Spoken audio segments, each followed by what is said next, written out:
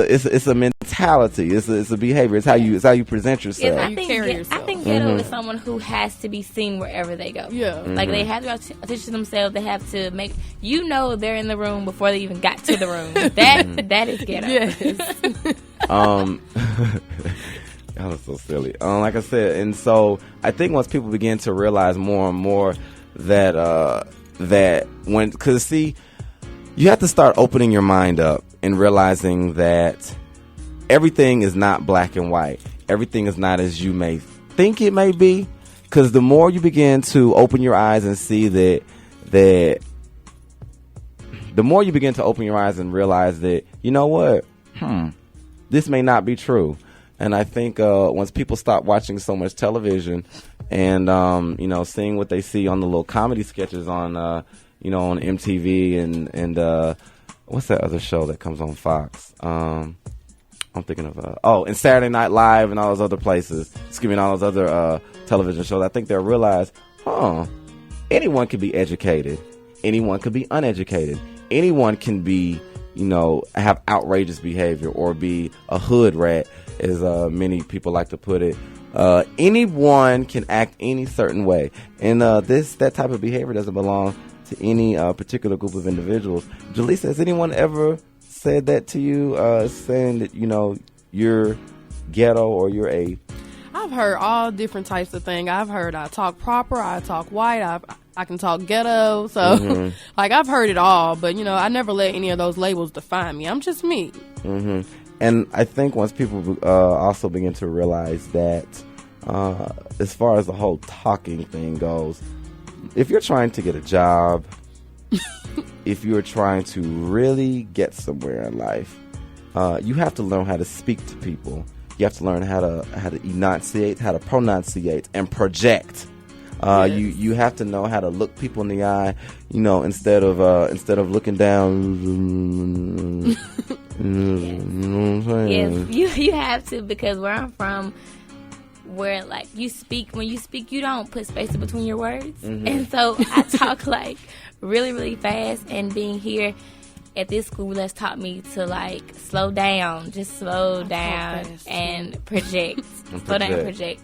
And like I said, once you begin, and that's why I say that the kind of behavior, you have to find it within yourself to know that you have the potential to do that, regardless of who you are. And that, like I said, it goes back to what I said earlier. I mean, that's something that you have within yourself. It's not something that is defined because of where you are, who, what color your skin you are, and where you come from.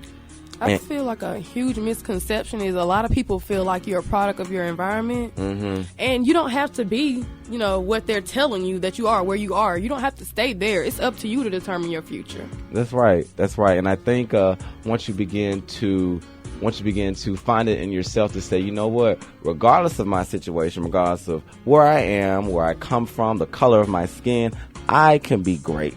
Yes. I am destined for greatness. I've had to tell that that to myself many times.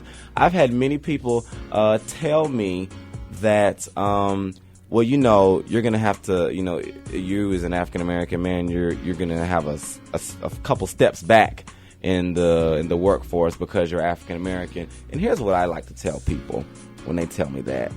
Usually they say, corporate America is racist against your kind, and you're gonna have a hard time.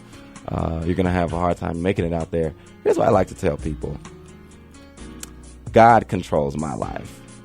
God tells me where I'm going to go, and He controls my destiny, not people, not humans. He's brought me thus far without any problems, any true major problems. And there's been no one who has who I believe there's no group of people, no individuals of any race, of anything that have stood in my way of being able to be successful. And that's another reason why I say racism it's a mindset. It's something that you have to acquire. It's something that has to be, I feel it's something that has to be taught to you, because nobody comes into the world being racist. Sure. Now that's in my opinion. Now some people feel other ways in regards to they think, people are born racist. No, that's something that is taught to you.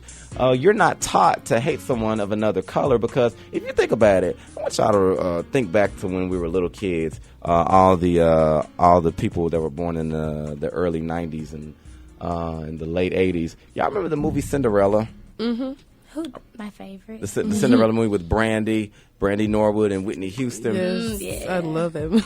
It took me about, I'd say, it wasn't until a couple years ago that I realized that Brandy was African American and that the man that she married, the Prince Charming in the movie, was Asian, and that his parents, the prince's parents, were Whoopi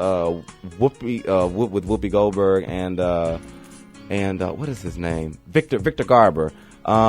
They were African American and Caucasian, and I said, I went to my sister. I said, "Oh my goodness, I didn't realize that Brandy is black, the man is Asian, and the Asian man's parents are black and white."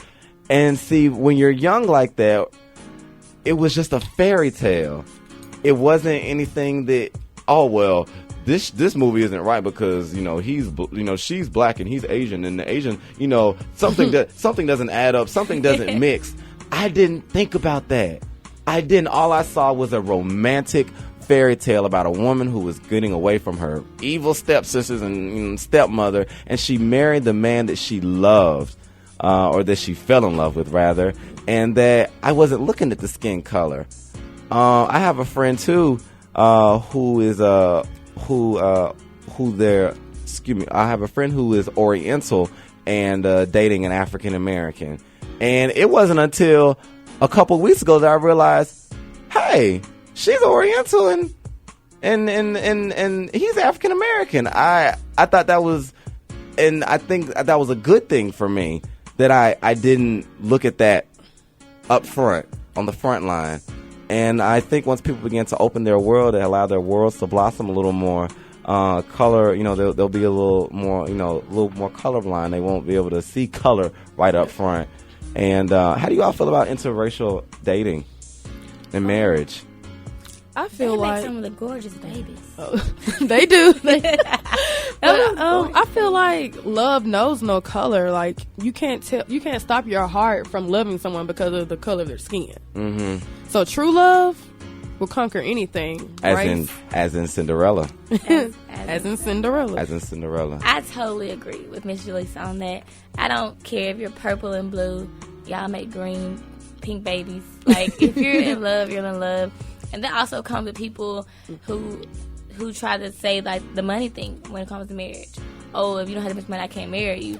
I don't care if you work at Hood House with 20 hours a week. If we in love, boo, I got you.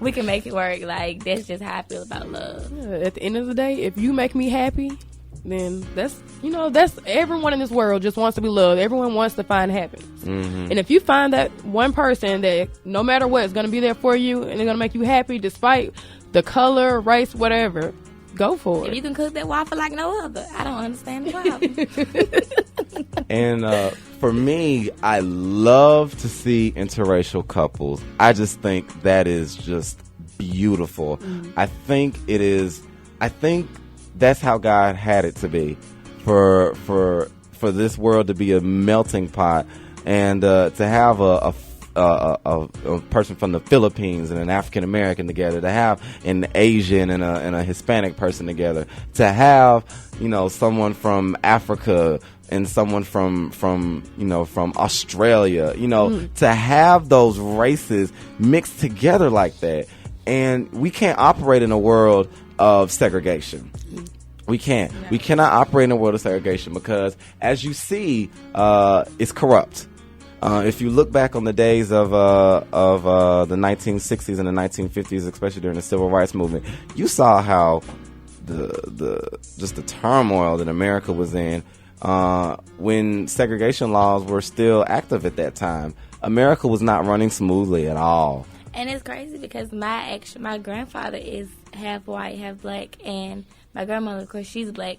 But she would just tell me how, like, because he looks like a white man, like, literally, like, blonde hair like a white man, and she was like, they just had it so hard going out together. People thought he was white, she was black. She was like, it was just ridiculous. Do y'all answer this honestly? Do y'all when you see interracial couples out and about, do you kind of say, what goes through your head rather if you see an African American man and a Caucasian woman together? I'm gonna be honest. I look at them as like the individual, and then I'm like, oh, they're a couple.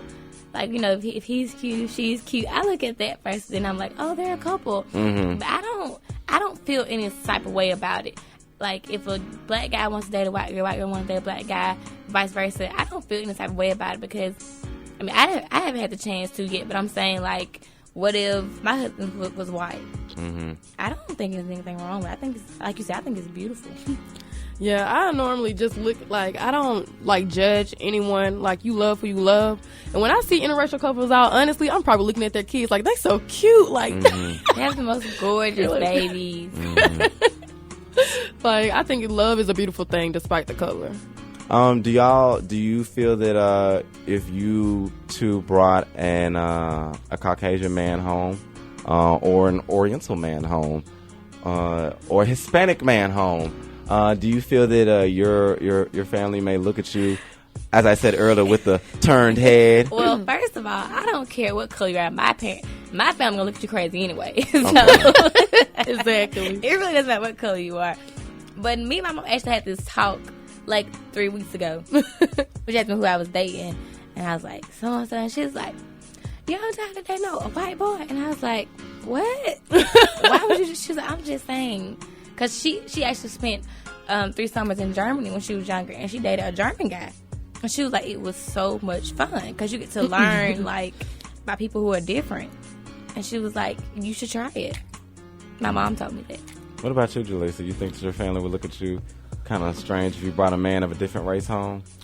I'm going to be honest. I believe my mother would have no problem with it. But my father is just so stern and old school in his ways. I feel like that after, if he's seen that true, genuine love that I have for this guy, regardless, if that person make me happy, I feel like he would support me. But immediately, yes, I feel like my dad would be like, kind of strange. Guess who's coming to dinner? Y'all remember? Yeah. My dad is scary anyways. He gonna scare anybody to come to the house regardless. My dad feels like, no, man, it's good enough for me. I think that's all dads. My dad is like, I don't care who he is. What does he do? Oh, okay. So, and some people really do think like that. And I think even though it may seem kind of strange, that he may overlook the whole racial thing and say, okay, sweetheart, how much money does he make? Yes. What does he do? I think even though you see that as being kind of awkward, that's good. Because any great dad wants his daughter to be treated like a princess. So if you can't provide that sort of security that he does for me, then what are you doing for me? And I tell you, when I bring anyone home, it's like an interview at my house. My daddy sits the guy in the middle of the living room, regardless of the race, or whatever. They sit here sweating bullets. My daddy is interviewing. He needs to know what your plan is. What you plan to do with your future. Can you provide for my And I think too that you ladies brought up a good point. The fact that your fathers they kind of overlook that for the most part. And they go straight to the important things. Yeah. How are you going to treat my daughter? And it's crazy actually because honestly, my dad has never met any guy I've ever dated. Because he told me a long time ago, and he's very like her dad, very stern in his ways, not changing, very old school. And he sat me down when I started dating. He told me, he said, "Look, I don't want to meet every guy you date. I don't see the point in it. Yeah. Don't bring him home." He just doesn't see. He said, when you find the person you want to be with, they ask him to marry you, I'll meet him. He said, but all those guys in between, it's irrelevant.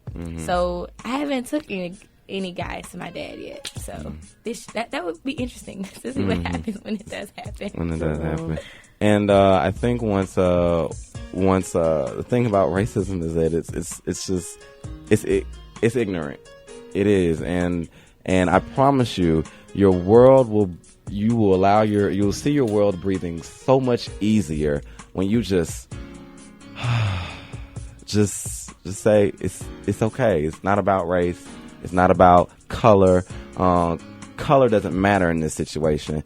I have found the more diverse I became in my thoughts, and the more diverse I became in my ways, and the more open I became to culture, the happier my world got. When I stopped worrying about, stereotypes against African Americans, and when I stopped worrying about, I think that I feel like I'm a second-class citizen in America because of, the history and blah, blah, blah, blah, blah. When you start drowning yourself in that stuff, then, okay, yeah, your life is going to be this, because that's what you're putting out there. You're putting out there that you are this second-class citizen